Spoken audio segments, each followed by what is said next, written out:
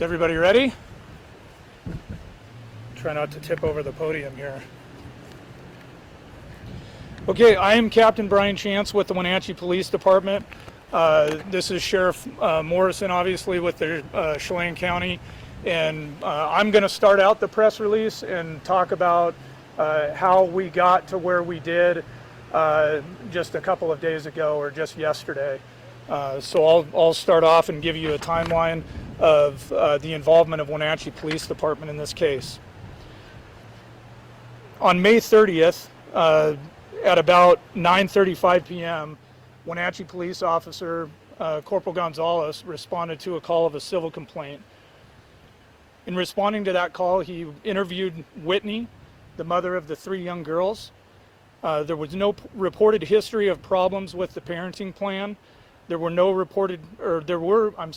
reported concerns of Travis being homeless and financially stressed recently. Whitney was clear that during the exchanges that had occurred in the past, that Travis was very communicative with her in any deviations from the parenting plan. Corporal Gonzalez, after speaking with Whitney, was able to identify Decker's vehicle through a local database called Spillman. He took the vehicle information and was able to enter it into Flock, which is a system of cameras that are located within the city and also in Chelan County. Flock located the vehicle, the white GMC Sierra, traveling northbound across the Wenatchee River Bridge. This was shortly after Decker had picked up the children for the visitation. After this information was obtained, and in addition to information that had been received by Whitney that Travis frequented local hotels and often local campgrounds as well, all local hotels and campgrounds in East Wenatchee and Wenatchee were checked by patrol officers from those jurisdictions, and Decker was not located. Park rangers were also contacted at Confluence Park and made aware of the situation. An attempt to locate was then sent out by Corporal Gonzalez to all regional agencies containing Decker's information along with the vehicle information. After that, Corporal Gonzalez made contact with Washington State Patrol and consulted their unit for an Amber Alert. The information at the time did not meet the threshold for an Amber Alert. On May 31st, Corporal Gonzalez contacted Sergeant Eaton at about 7 a.m. and advised him of the situation. After that conversation had occurred, Detective Brian Hewitt with the Wenatchee Police Department and Detective Sergeant Joe Eaton discussed the incident as well, and Detective Hewitt responded that day to continue the investigation. The family was contacted and additional information was obtained. He learned Travis and the daughters did not arrive at a planned 5K running event that morning, which was out of the ordinary to Whitney. Travis had had a recent history of attending and being present for all the daughters' events and programs. And, at that point, Detective Hewitt started to reach out to some of his contacts at the state and federal levels as well. He enlisted the assistance of the FBI, and with assistance from the FBI, phone location data was obtained for Thursday through Friday, plotting locations in and around Leavenworth. Detective Hewitt then, with that information, went to Leavenworth and started focusing on the areas of Chumstick and Icicle Road, and did not have any success in locating Travis or his vehicle or the girls. Throughout that day, Detective Hewitt had multiple contacts again with WSP, or Washington State Patrol, and continued to provide updates and request an Amber Alert, which still the information that he provided and had obtained did not meet the threshold for the Amber Alert to be activated. However, an endangered and missing person alert, an EMPA, was activated by the Washington State Patrol at approximately 4:00 p.m. I want to explain a little bit that the endangered and missing person alert does generate a flyer that goes out to all the contacts through that State Patrol Missing and Endangered Person Unit, so that goes statewide. As well, the information for the alert is posted on the reader boards that I'm sure everybody's familiar with on the state highways around Washington, and those were activated here locally on the major ingress and egress highways such as Highway 2 and I-90. Also on May 31st, Detective Hewitt had developed and communicated probable cause for custodial interference first degree, 3 counts of custodial interference first degree, and began assembling the paperwork to obtain those warrants. The following day, on June 1st, Detective Hewitt conducted additional follow-up and completed his initial report and request for the arrest warrants for custodial interference, which were granted and later entered into the system. The following day, which was Monday, the WPD Detective Unit met to devise a plan for the day on follow-up and submitting necessary paperwork for the warrant to ensure that had all gone through. WSP was contacted again, referenced the Amber Alert, yet we still didn't meet the criteria. The EMPA was deemed to be the best fitting alert, and one of the things that I want to share with everybody about that EMPA, because it is a, I'll say, level below or degree below the Amber Alert, it actually comes with an expiration time, and we were able to work with WSP because we did actually reach our expiration for that alert, and it by policy was supposed to have been pulled down, but through good communication, good cooperation, and the relationship that we've built with Washington State Patrol over a long period of time, they agreed to leave that up, and we also enlisted the cooperation of the Department of Transportation as well, who has some input and does actually help WSP run those reader boards as well. So we were able to get that cooperation, and so I want to emphasize that WSP was very good to work with, as was DOT, and we had that information up and available to the public for as long as possible, extending past what the policy said it should have been up there for. Also on Monday, CCSO detectives were contacted and assisted. We communicated with them and developed a plan for CCSO detectives to check the areas of Chumstick and Icicle Road as well. Myself, Sergeant Eaton, and Detective Hewitt, shortly after coordinating with CCSO units, contacted the family and requested a meeting at the Wenatchee Police Department with the family and family representatives at approximately 10 a.m. The primary intent of the meeting was to provide an update to the family and answer any questions that they had about the ongoing investigation. The meeting was very positive and focused on maintaining good communication flowing back and forth both directions to maximize the exchange of information. At about 3:47 p.m., a CCSO deputy located the vehicle up the Icicle near the Rock Island campground. Sergeant Eaton and Detective Hewitt immediately responded to there to assist, and I remained at WPD to continue communication with the family and to coordinate additional law enforcement assistance from down here in the valley should it be needed. Upon arrival at the camp,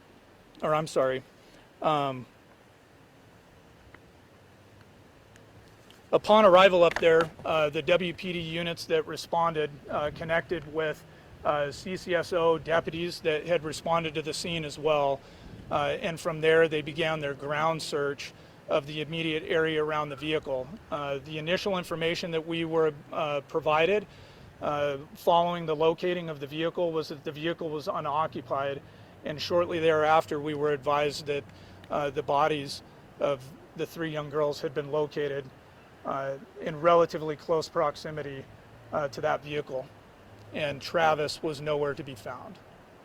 At this point, I'm going to turn it over to Sheriff Morrison and allow him to continue the press conference. Thank you, Captain. Evening. I'm Chelan County Sheriff Mike Morrison. I appreciate all you being here. I really want to make sure that I point out that it's moments like these where we see our community coming together, paying respects to those young individuals that lost their lives. I want to pay respects to Peyton, Evelyn, Olivia, your memory will never be forgotten, and we will not stop pursuing justice for you until those that were accountable for this are found. So I do appreciate everyone being here. To follow up, because I know the Captain Chance has already touched on a lot of the topics that we've already discussed, I want to give thanks to the Wenatchee Police Department, Chief Reinfeld, Captain Miller, Captain Chance, Sergeant Eaton with the Detectives Unit that provided Chelan County Sheriff's Office with the information we needed to properly assist them. For those of you who don't know, Chelan County is a large area. We have 2,900 plus square miles. When you're talking about trying to find individuals in a geographically diverse terrain, it's difficult. But by them doing their investigation, follow through over the weekend, we're able to pinpoint it in the areas of Chumstick Highway, Icicle, Tumwater Canyon. I know that many of you here from the area recognize that's still a pretty large area, but we're fortunate to have partnerships with the U.S. Forest Service that funds some of our deputies, specifically U.S. Forest Service deputies that are contracted with us. Our Forest Service deputy was able to go up the Icicle. We're about 18 miles up for those of you who have not been up there. And that deputy was able to locate the vehicle of the suspect. We did back off to make sure we were in compliance with Washington state law when it comes to de-escalation, controlling pace. We called additional units. I know that many members of the community were concerned, asking why we were having deputies, police officers from East Wenatchee, Douglas County, Wenatchee PD, responding at a high rate of speed. This was an important situation for us. We took it as a high priority. Once we had additional units on scene, we did secure the vehicle, determined that we were able to bring in additional resources, which was our East Cascade SWAT team that did an additional search of the surrounding area of the campsite in question until we determined that a perimeter had been established and that it was safe enough for additional detectives and the Washington State Patrol's crime lab to come in and assist us as we process that scene. As Captain Chance already mentioned, that was prompted when we did find the bodies of the deceased. Again, our condolences and our heartfelt sympathy goes out to the Decker family. We know they're struggling, but I want them to know they're not struggling alone. We suffer as a community. It has hit many of us hard. Going on 20 years, I don't think I've had a situation that has really almost prompted tears to come up. We feel for the family, and we see as everyone else is out here, they're not suffering alone. There's a lot of people here supporting them. We were able to do an extensive processing of the scene throughout the night while we maintained perimeter security. Once that was secured, the vehicle was taken back for an additional search warrant. We brought in additional units that come in and assist us. That'd be our federal partners from U.S. Border Patrol, Homeland Security Investigations, the Federal Bureau of Investigation, the Marshals Office. They did an extensive search today, in addition to the Air National Guard, bringing in aviation supplies to come in, fly over there. We had drones in the air. We've been conducting a search since early this morning up until later on this afternoon. That, unfortunately, has not allowed us to locate the suspect yet, but we are not done searching. As we speak, the Marshal's Office, the FBI, they're processing leads, they're conducting follow-up, and we will not rest until Travis is located. Travis, if you're listening, this is your opportunity to turn yourself in. Do the right thing, do what you need to do, and take accountability for your actions. We're not going to go away, we're not going to rest, and we're going to make sure we find you. You will be brought to justice. Those young ladies deserve it. We will take additional questions later on, but the Sheriff's Office, the Wenatchee Police Department, East Wenatchee, Douglas County, and all of our federal partners are going to continue to work with one another to ensure that justice is served. Thank you. We are unsure if Mr. Decker is currently alive, but we are taking it that he is still out there. And again, we will not rest until we've located him, whether he's alive or he's dead. We want to make sure that he's brought back. And for the public that's keeping an eye out for him, is there anything in his records that would suggest that he is violent? Not at this time, but based off the allegations that are being made against him, we do consider him to be a threat towards the community. We also ask the community to stay out of the Icicle Gorge area for the time being until we can secure that area and ensure that he is not there. That is a big area. We're talking about the enchantments, we're talking about French Creek, going up on those spur trails. It's a popular area that we like to recreate in as well. We don't close it down or encourage people not to go there lightly, but for the best interest of the public, we'd encourage them to find other places to recreate until we can ensure that that area is safe. Could you come a little bit closer, ma'am?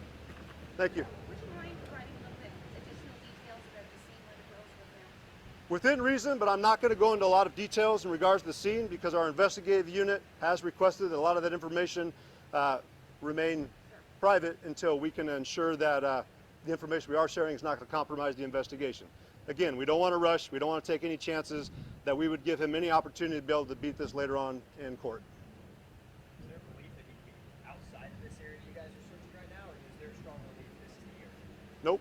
We have no leads that are showing specifically where he's at. So as we're taking it, he could be anywhere within the nation, and that's why we have our federal partners on scene helping us bring in additional resources that a medium-sized agency like Chelan County would not be able to provide. Again, this is the importance of having those partnerships with federal government and larger agencies, especially Washington State Patrol. We cannot do this without their assistance, and we're thankful for that. Do you have any reason to believe Mr. Decker might have found a second vehicle to travel in? That could be a possibility. Nothing's off the table. We're going to continue to actively pursue him, and we understand that he could be anywhere, and we're taking that into consideration. Thanks to the U.S. Marshals Office that have come in and brought additional resources. Again, the Federal Bureau of Investigations, Homeland Security Investigations. We are searching anywhere and everywhere for him. Sheriff, thanks for taking our questions. Alex, News. Have you had any contact with Mr. Decker's family members? We've been in continuous contact. I know that Captain Chance and Captain Miller have been in regular communications with them. I spoke with them yesterday and today and assured them that anything they needed from our local resources, they were available. So they're cooperating? They're absolutely cooperating. They have been very supportive of our efforts, and we've reminded them we could not do this, we could not conduct our investigation and have a better understanding of Travis without their assistance. And again, we're very appreciative of what they've done so far. Is Upper Icicle Road still physically barricaded? Is there a point where the people cannot travel further? Our barricade will be lifted later on today. Again, we have continued to expand our search further and further down Icicle. Last I heard, we were around milepost 4. Again, we're encouraging people, do not go there. Even if our roadblock is lifted, we are not saying that the area is safe. Until we locate him, we're determining nothing's off the table. Mr. Decker had a dog with him at certain points. Do we know if the dog was present at that campsite at any point? We do know the dog was present and that our units, when they arrived on scene, did locate the dog. Has there been any use of canines in the search? I would check with our captain, but I am not sure if a dog's been used. has there been any other evidence found, phone or anything like that? There has been other evidence found. We really appreciate Washington State Patrol and their crime lab team for coming in, doing such a thorough search. Our investigative units with detectives, Wenatchee PD, Chelan County Sheriff's Office. Again, we did not hustle this. We went through, we were methodical with it, and we made sure to cover every single thing possible because we recognize the weight of this situation.